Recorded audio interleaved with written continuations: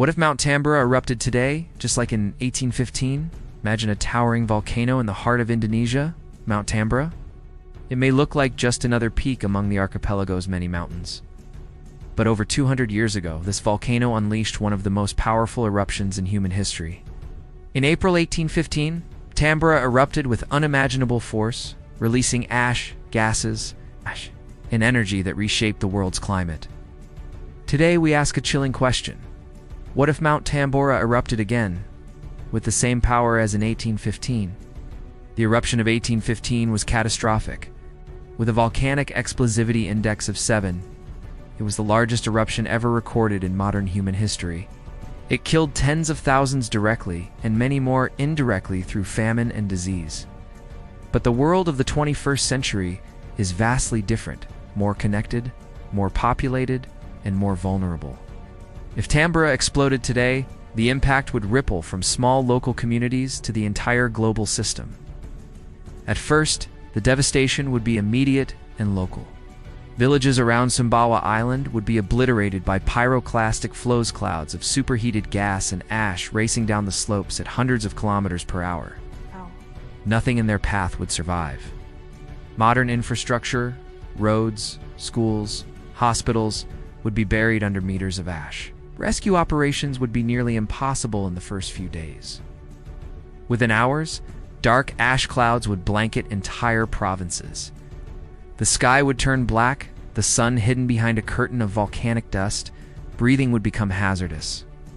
Airports across Indonesia would be forced to shut down as ash destroys jet engines.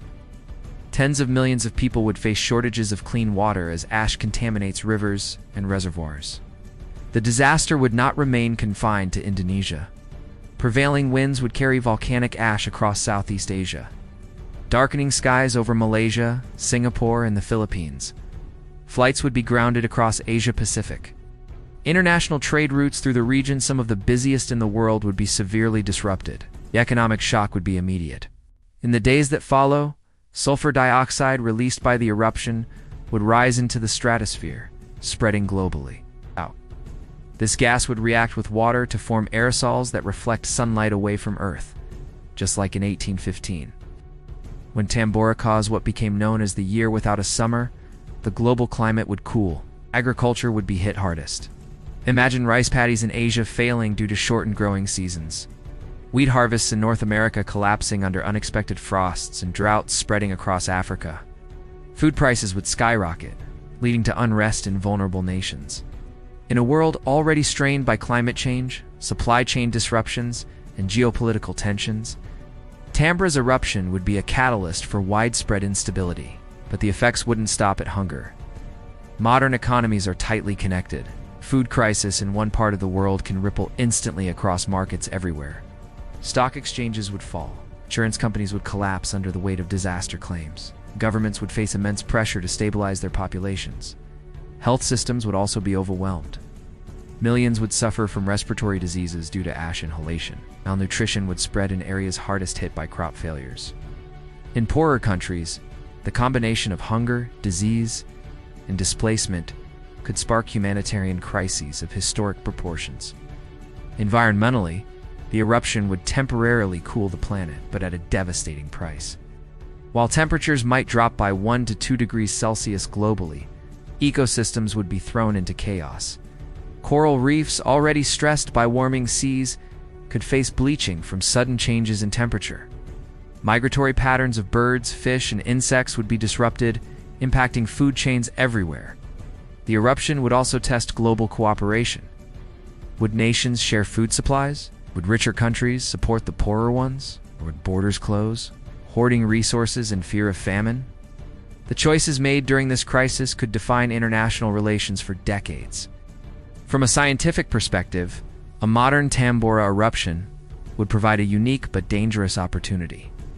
Satellites and advanced instruments would capture data in real time, allowing volcanologists to understand megascale eruptions better. But collecting knowledge would come at the cost of unimaginable suffering. For the people of Indonesia, the toll would be deepest. Millions could be displaced permanently.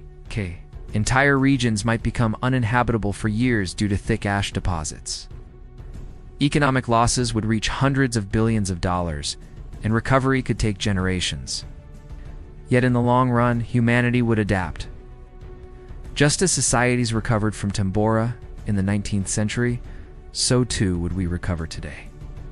Crops would eventually regrow, trade would resume, and cities would rebuild.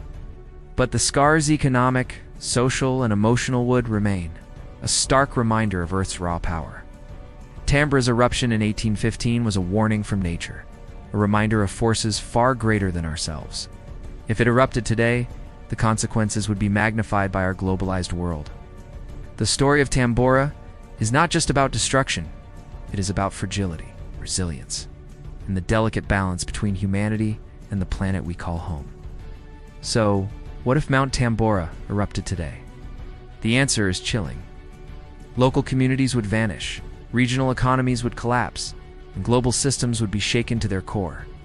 From villages in Indonesia to markets in Europe and fields in America, the shockwaves would be felt everywhere. And perhaps the greatest lesson is this: in the face of nature's fury, borders mean nothing, and survival depends on cooperation, preparation, and humility. Tambora reminds us that the Earth does not belong to us. We belong to the Earth,